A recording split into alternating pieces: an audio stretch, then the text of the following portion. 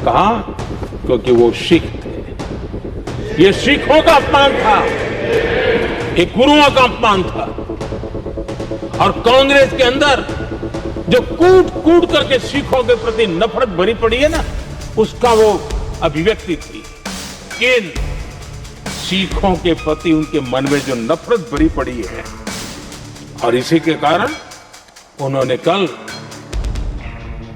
और जिसका परिवार देश के लिए शहादत देने वाला परिवार के वो सदस्य हैं, उन्होंने अपने राजनीतिक विचारों में परिवर्तन किया, इसलिए गद्दार हो गए।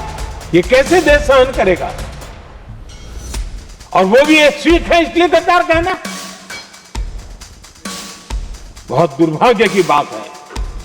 और ऐसे लोग कांग्रेस को नहीं डुबाएंगे तो क्या करेंगे? कल जो घटना घटी, इसी सदन के एक माननीय सांसद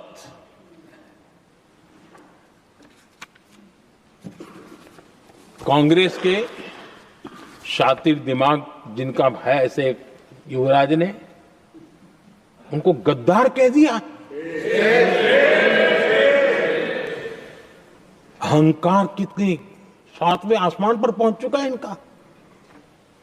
और कांग्रेस को छोड़कर के कितने ही लोग निकले हैं, कांग्रेस के कितने टुकड़े हुए हैं, कई लोग दूसरे दलों में गए हैं, लेकिन औरों को तो किसी को गद्दार नहीं कहा उन्होंने। लेकिन कल सांसद को गद्दार इसलिए कहा क्योंकि वो सिख थे। ये सिखों का अपमान था, एक गुरुओं का अपमान था।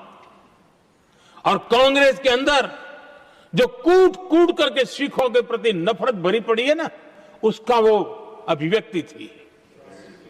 और इसी सदन के माननीय सांसद है वो, और उनको जरा भी दर्द नहीं, वरना आज खड़े होकर के कह सकते थे कि कल जो हुआ इसी सांसद की गरिमा के अनुरूप नहीं था, हमें खेद है।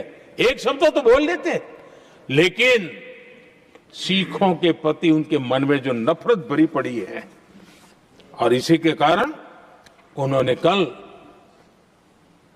और जिसका परिवार देश के लिए शहादत देने वाला परिवार के वो सदस्य हैं, उन्होंने अपने राजनीतिक विचारों में परिवर्तन किया, इसलिए गद्दार हो गए। और एक गद्दार शब्द छोटा नहीं है। मेरे देशवासी को कोई गद्दार कहे, ये कैसे देश सहन करेगा? और वो भी एक सिख है इसलिए गद्दार कहना बहुत दुर्भाग्य की बात है। और ऐसे लोग कांग्रेस को नहीं डुबाएंगे तो क्या करेंगे?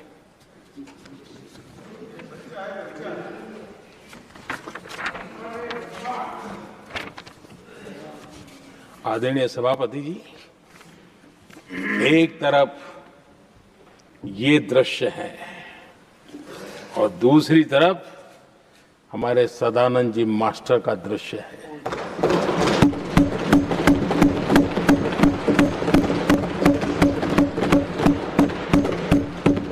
राजनीतिक विद्वेष के कारण उनके दोनों पैर काट दिए गए। भरी जवानी में दोनों पैर काट दिए। कटे हुए पैर से जिंदगी गुजार रहे हैं, लेकिन संस्कार इतने ऊंचे हैं कि वाणी में भी अपशब्द नहीं निकलता है, बर्तन में भी कटुता नजर नहीं